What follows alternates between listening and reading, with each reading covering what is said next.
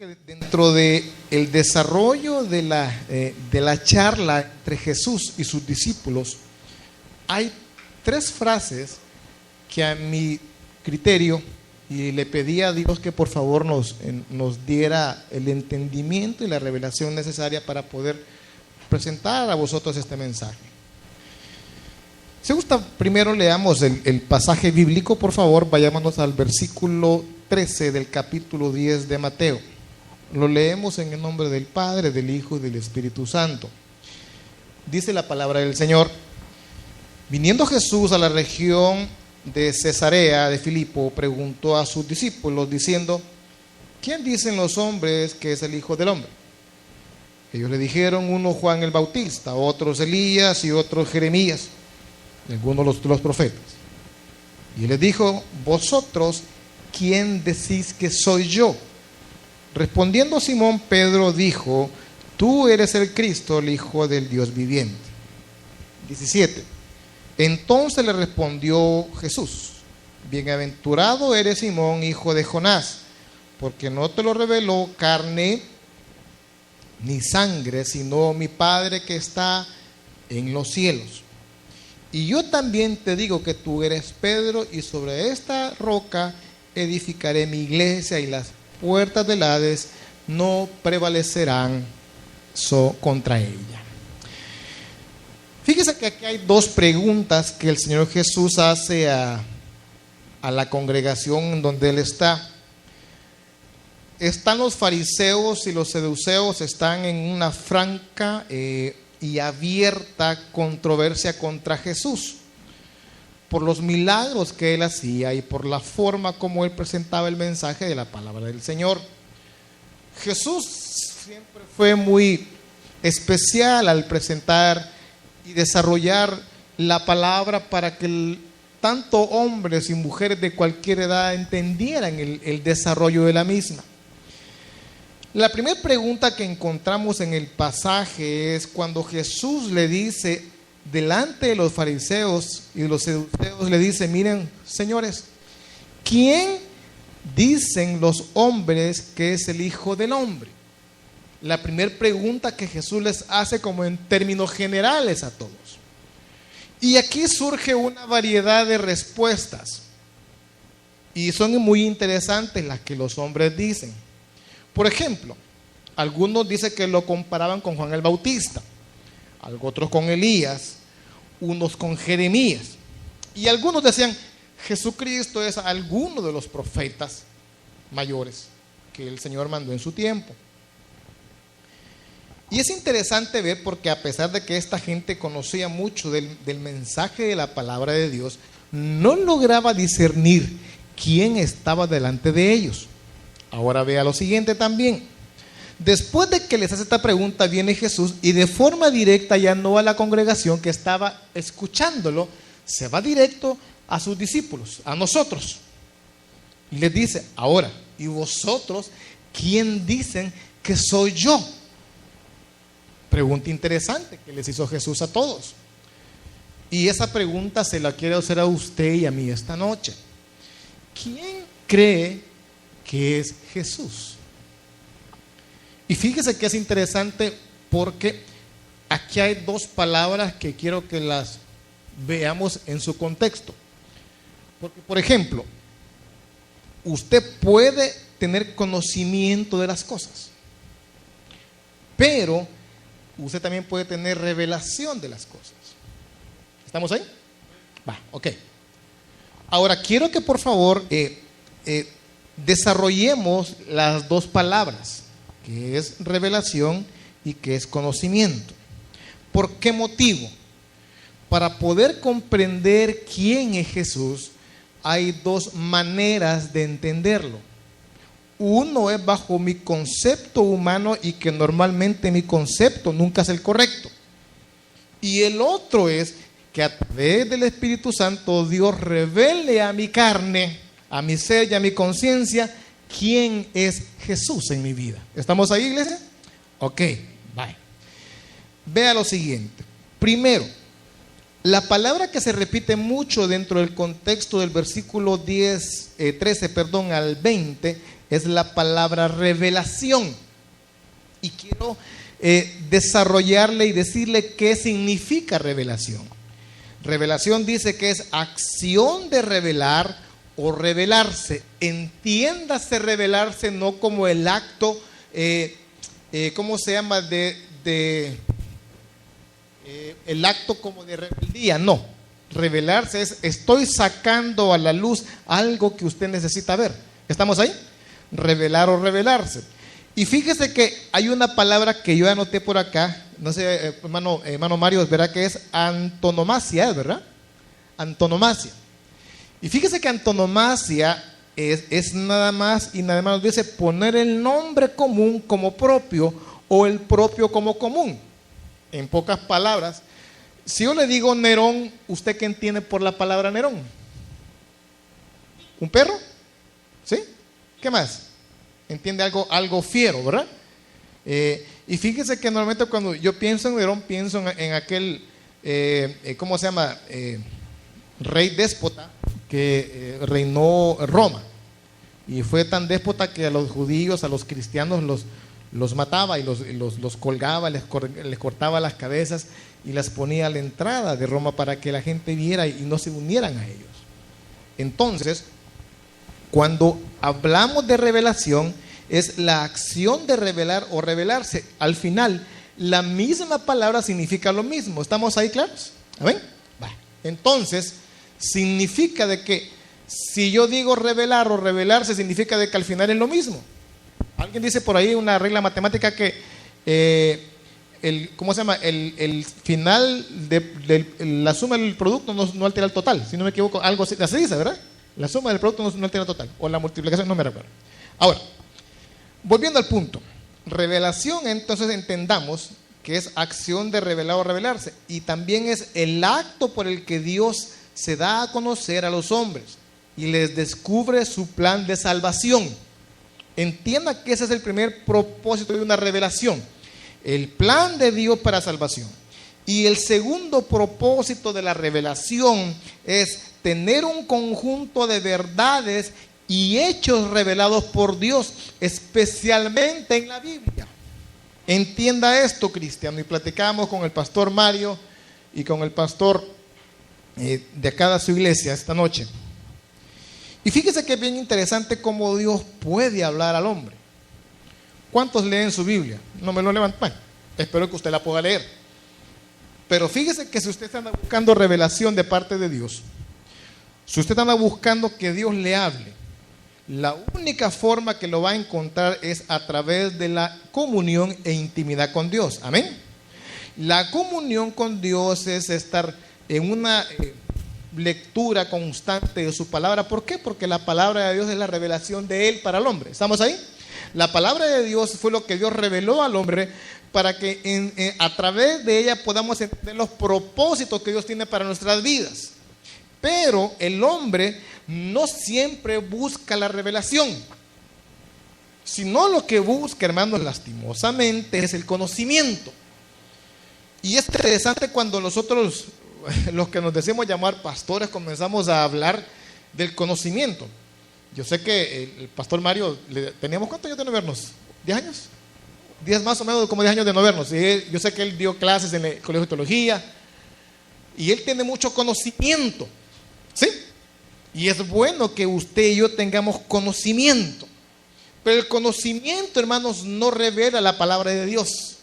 ¿Estamos ahí? El conocimiento simple y sencillamente es una parte que me puede permitir entender las cosas, pero no es la revelación de Dios. ¿Estamos ahí? Ahora, la Biblia, escuche bien esto, cuando habla de revelación hace casi exclusivamente uso de esta palabra, de modo tal que esta palabra es un término muy teológico. Y cuando le digo teológico, tiene mucho que ver con mucha información que viene de parte de Dios para el futuro. ¿Estamos ahí? Ok, vale. Otra cosa. Revelación también, hermanos, significa, según lo que yo estaba estudiando un día de estos, viene de la palabra griega apocalipsis. ¿Sabe usted qué significa apocalipsis o ya ha escuchado qué significa apocalipsis? revelación. Y fíjese que lo interesante, dice que la palabra Apocalipsis significa acción y efecto de conocer el velo que encubría lo desconocido. Escuchen bien esto. La revelación, dice, es la acción y el efecto de sacar a la luz lo que estaba desconocido para usted y para mí, y ahora lo puedo ver. Eso es una revelación. ¿Estamos ahí, iglesia? Ahora, ¿cómo amparamos esto? Vayamos al libro de Deuteronomio, capítulo 29, verso 29, por favor. Deuteronomio 29, 29. Si alguien lo tiene, pues me ayuda, si no, pues déme chance, yo voy a tratar de llegar antes que usted. Dice 29, 29. Lo tengo. Las cosas secretas pertenecen a Jehová nuestro Dios, mas las reveladas son para nosotros y para nuestros hijos para siempre, para que cumplamos todas las palabras de esta ley. Vea esto. Nosotros, hermanos, tenemos una revelación de parte de Dios con un propósito. Le dije que el propósito es salvación. ¿Estamos ahí, iglesia? Pero también la salvación conlleva otra serie de elementos que le permiten a usted, iglesia, crecer a través del conocimiento de Dios. Entienda bien esto. Cuando Dios me revela a mí, yo puedo ocupar mi conocimiento, pero sumado a la revelación de Dios, entonces puedo entender su palabra para mi vida. Amén. Pero si ocupo mi conocimiento humano, es muy limitado. Si yo, hermanos, ocupo mi conocimiento, si yo, hermanos, hago la búsqueda independiente del conocimiento para Jesús, perdóneme, al final vamos a llegar al punto de que vamos a fracasar. Porque mi mente humana no me permite llegar a entender las maravillas de Dios. Y si no, váyase conmigo a 1 Corintios, capítulo 18, 1:18. 1 Corintios 1:18. Déjeme ver si yo lo encuentro antes que usted. Corintios, ¿verdad? Ok. Vea lo que dice lo siguiente. Romanos 1:18 dice hasta el 23. Porque la palabra de la cruz es locura a los que se pierden, pero a los que se salvan a nosotros es poder de ¿quién? Dice de Dios, poder de Dios. Pues está escrito, destruiré la sabiduría de los sabios y desecharé el entendimiento de los entendidos. ¿Dónde está el sabio? ¿Dónde está el escriba? ¿Dónde está el disputador de este siglo? Que ha enloquecido Dios la sabiduría del mundo. Pues ya en la sabiduría de Dios el mundo no conoció a Dios. Mediante, la sabiduría agradó a Dios salvar a los creyentes por la locura, dice que, de la predicación. ¿Estamos acá, iglesia? Amén. Ahora vea esto. ¿Por qué el hombre siempre fracasa al tratar de entender a Dios a través de su conocimiento? Porque el hombre tiene limitado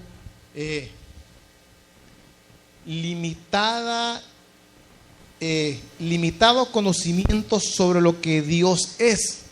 Mire, yo no puedo enfrascar a Dios, con todo respeto, en este frasco. No lo puedo enfrascar ahí.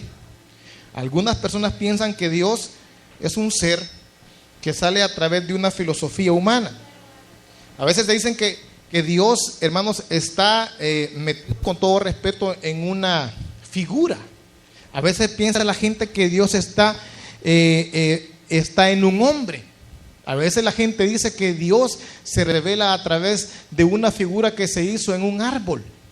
O a veces la gente piensa que Dios se está desarrollando, o que Dios se le apareció porque alguien le dijo que vio una nube. Y mire, y la gente comienza a ponerle a Dios patas y cola. Y le repito, Dios no tiene pata y no tiene cola. Dios es Dios. Amén. Dios es Dios. Dios dice que es el mismo de ayer, de hoy y de siempre. Y por lo tanto, hermanos, el conocimiento humano jamás tendrá la capacidad de entender la revelación divina. Ahora, dicho esto, ahora quiero que hablemos sobre lo que significa la palabra conocimiento. Ya vimos lo que significa la palabra revelación. Ahora veremos lo que dice la palabra conocimiento. La palabra conocimiento, dice, es acción de conocer.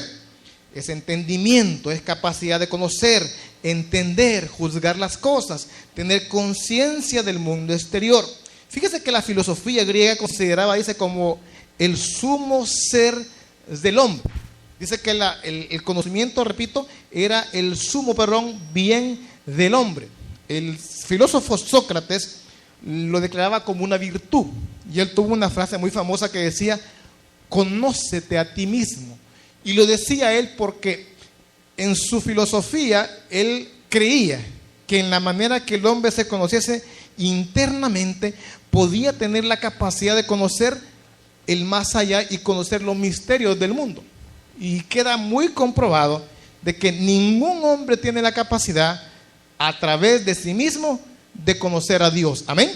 Se necesita a alguien más para conocer a Dios, y ese se llama Jesucristo. ¿Estamos ahí, iglesia? Amén. Ahora, fíjese que el Antiguo Testamento dice que todo conocimiento se contrasta en el conocimiento de Dios. ¿Se recuerda usted que en el Antiguo Testamento cómo Dios comenzó a revelarse a la iglesia o a su pueblo? ¿Quién se recuerda? ¿Alguien me puede decir cómo Dios se comenzó a manifestar? ¿Se recuerda que primero se le apareció a quién? A Abraham. ¿Se recuerda? Y se le apareció, le dice: mira, Abraham, vente, salte de tu tierra, le dice, y te haré, dice, un pueblo grande. Pero ¿cómo Dios se lo reveló? Dios se le apareció y el hombre obedeció. Pero el hombre no, por su limitada capacidad, no lograba entender qué es en realidad lo que Dios estaba proponiendo. Y se recuerda que incluso cuando le dijo a Sara: mira, a pesar de la edad que tienes, tú vas a procrear un hijo. Y la mujer, ¿qué hizo? No, pues si este Abrancito ya no, pues. Y tenía razón. Pero ¿cuál fue el problema? El conocimiento humano limita el poder de Dios. Amén.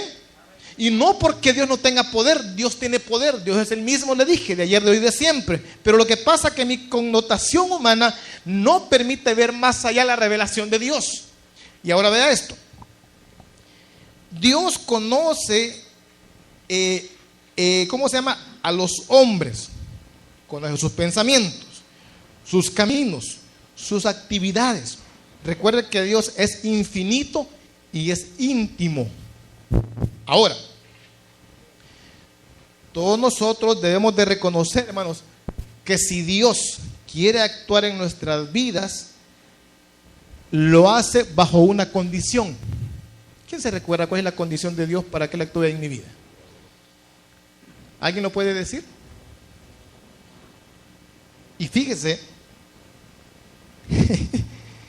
que es interesante que Dios solo puede actuar en los corazones dóciles. No puede actuar Dios en un corazón soberbio. Dios no puede actuar en un corazón altivo. Dios, hermanos, por mucho que Él quiera darte a conocer a ti, o revelar su palabra, o revelar todas las verdades que Él tiene para tu vida, no lo puede hacer porque nosotros no lo permitimos. Y muchas veces nuestra vanidad, nuestro orgullo, nuestra forma de ser, nuestro yo me impide llegar al trono de la gracia. Y por eso muchas veces el pueblo judío fue castigado, porque no le permitía a Dios que quería darles tantas cosas, no lo podía hacer porque el pueblo se cegaba. El pueblo seguía sus propios lineamientos, seguía voces extrañas, pero no querían conocer a Dios. Incluso cuando el Señor se les revela en el monte, los hombres dijeron: no, Señor, no queremos ir a verte frente a frente porque te tenemos miedo. Vamos a mandar a Moisés. Y por el amor de Dios, hermanos, yo ya estamos deseando que Dios se nos aparezca, ¿sí o no, hermanos? Si queremos que Dios, Señor, baje la nube, pastor, aquí estoy. No, Señor.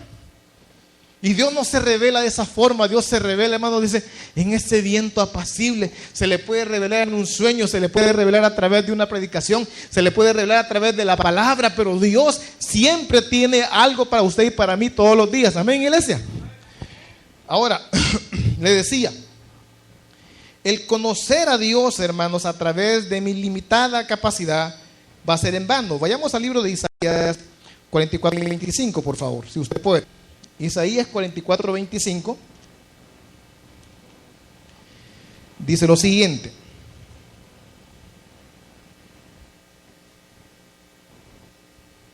(44, 44, 25) amén. Dice: así dice Jehová tu Redentor, que te formó desde el vientre.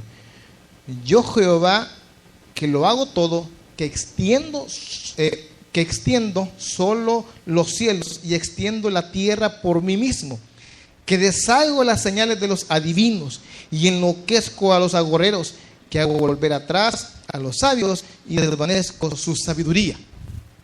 Vea esto, iglesia. Cualquier pretexto, miren, no, mejor no pregunto eso, pero ¿cuánto más de alguna vez han ido a ver los brujos? El pastor Roberto dice que va cada rato y no se va a consultar, dice, aleluya. Pero mire, hermano, y el pastor lo sabe. Nosotros tuvimos hermanos que después del culto se iban a consultar a la par de la iglesia, teníamos un centro.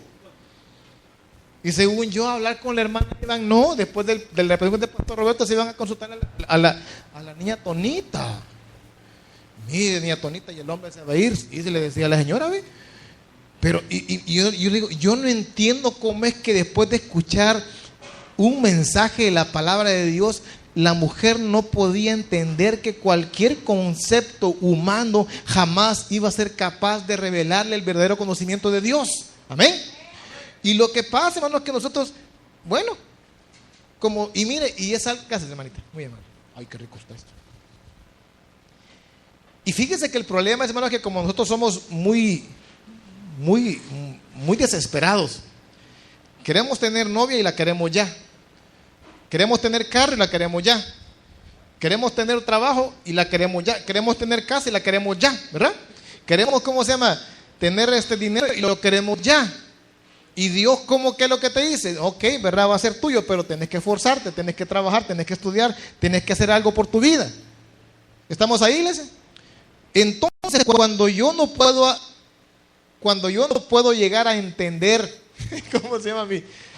O no desarrollo mi capricho, ¿qué es lo que digo con Dios? Bueno, Dios dice, Dios no sirve, Dios es mentiroso, Dios definitivamente es un fracaso. Y no nos damos cuenta, hermanos, que en realidad lo que ha pasado es que no conocemos en verdad a Dios. Lo que ha pasado es que simple y sencillamente Dios no se ha revelado, no porque Él no haya querido, simplemente se ha limitado a darte lo que tú necesitas. Y no porque Él no quiera, y yo no lo permito delante de Dios. Amén, iglesia. Y cuando yo no permito que Dios se revele en mi vida, entonces viene Dios y dice, ok, de acuerdo, ahí te van las migajas. Mire, ¿quién se recuerda usted en el libro de Hechos, en el capítulo 3? Hay un pasaje al principio del capítulo que dice que estaba un cojo de nacimiento a la entrada del templo. ¿Cuántos han leído ese pasaje? Y es interesante porque cuando llega, dice, y todos los días, dice, iban a colocar al pobre cojo a la entrada del templo. Y aparece Pedro, y el pastor Roberto. Y aparecen, dice, y cuando lo ven, viene este hermano y les extiende la mano. Y era normal. Mire, ¿cuántos han ido a la iglesia católica y se ha fijado que siempre en la entrada hay gente pidiendo? ¿Y sabe por qué van ahí? Porque dicen, estos maestros tienen pisto y algo van a aflojar. ¿Sabe por qué las iglesias cristianas no aparecen? Porque nos aflojamos. Véase que hay alguien pidiendo la entrada, no. Pero en la iglesia católica están así. Y usted mire, por pena, ¿verdad? Tome. Aquí está el pastor Mario, tome, hermano Mario. Aquí está su dólar. Y la gente dice, no, le dio el dólar. Pero ¿sabe por qué lo hacen? Por vanagloria. ¿Sí? Pero aquí en las iglesias nadie viene. Pero fíjese que, imagínese, este hombre llegó durante tantos años a ponerse a la entrada del templo y nunca entró al templo. ¿Cuántos venimos al templo, hermano, y nunca hemos entrado? Y repito, cuando nos hemos digo, sí, bien bonito canta el grupo, ¿no? El pastor Roberto se deja grandes mensajes, el pastor Mario no se diga. ¿Cómo te llamas tú, hermano? ¿Perdón? Hermano Freddy, no, hombre, si el hombre levanta el techo, pues, ese pastor Sigüenza, no, hasta humo saca, pues, ¿no? Pero nunca ha entrado al templo. Y se queda en la pupusería y a la entrada, porque aquí hay, pues. Amén. Y mire, y llega Pedro y le dice, mire, hermanito, deme una limosna, mire, si aquí vengo todos los días al templo, ¿por qué no me da? Y mire, y se le queda viendo Pedro y le dice, bueno, mira, no tengo oro ni plata. ¿Y qué cree que dijo el hermano? Semejante acabado. No cree que dijo, no, acabados estos que vienen aquí a la iglesia. Pero ¿qué le reveló en ese momento Pedro a través de Pedro a este hombre? Pero mira, le dice, no tengo ni plata, pero lo que tengo te lo doy. Y en el nombre de Jesús le dice, levántate y anda. El hombre que conocía de Dios, ¿qué la iglesia daba? El hombre que conocía de Dios, sí, que la iglesia puede darte limosnas. El hombre que conocía de Dios, sí, que la iglesia tal vez te pone una ayudita para que te den una silla de ruedas. Pero cuando Dios te revela a través de su palabra y su mensaje, Él te va a decir, levántate y anda porque tú eres libre, porque yo te lo doy y es tuyo. Amén, iglesia. Esa es la diferencia entre la revelación y el conocimiento. Y yo, hermanos, como humano que soy, ¿qué cree que dónde me quedo? ¿Dónde cree que me quedo? En el conocimiento, porque es más fácil. Porque no me exige nada. Mire, ¿por qué cree que los grandes pensadores no les gusta la iglesia? Porque dicen, ¿cómo es posible que un predicador como este pueda hablar de la palabra y él no lo pueda hacer? ¿Cómo es posible que este ignorante pueda estar parado ahí 45 minutos y dar un mensaje que pueda tocar el corazón y cambiar el corazón de un hombre? Y no porque lo diga él, sino que Dios lo usa, ese ser inmundo, para dar un mensaje de parte de Dios. Y cuando yo, hermano, no entiendo ese concepto de Dios de revelación, entonces comienzo a incapacitar a Dios, no porque no pueda, sino que yo incapacito a Dios porque yo no le permito actuar en mi vida. ¿Estamos ahí, iglesia? Ahora, volvamos al punto del mensaje. Llegan los discípulos y les pregunta a Jesús, señores, ¿quién dicen que soy yo?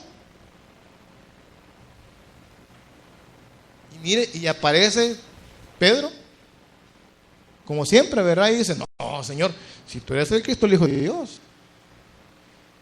La pregunta es, hermanos, ¿cómo fue que Pedro lo dijo? ¿Por qué lo dijo? Si yo le preguntara a usted en su vida esta noche, ¿quién es Jesús? ¿Usted qué diría? ¿Lo dice por conocimiento o lo dice por revelación? ¿Lo dice porque de veras tiene una convicción fresca de Dios? ¿O es porque está acostumbrado a venir y como el pastor dice que eso, pues yo digo lo mismo? ¿Entiende cuál es lo peligroso de un religioso? ¿Entiende cuál es el peligro de una persona que puede pasar 24 horas al día en la puerta y no aprender nada? Y no es que sea malo, no. De hecho, de estar en el templo creo que es el mejor regalo que uno puede tener. Pero el templo no te hace nada, lo que te cambia es Dios en tu corazón. Y cuando Dios revela ese mensaje a través de Pedro, mire, la gente se quedó, este Pedro fumó de la buena este día. ¿Y sabe por qué se extrañó la gente? Porque ¿cómo es posible que una persona como este pescador pueda tener semejante revelación? Y la gente dice, ¿usted cómo es posible que esta gente se para en el parque y puede la gente llegar y la gente se convierte? ¿Cómo es posible que el pastor Roberto pueda llegar a un lugar y ora por una persona y la gente puede sanar? No es que Roberto tenga la mano buena. Lo que tiene que Jesús tiene a través de Roberto una revelación fresca para Dios y para su pueblo. ¿Amén, iglesia? No sé si me están entendiendo el mensaje.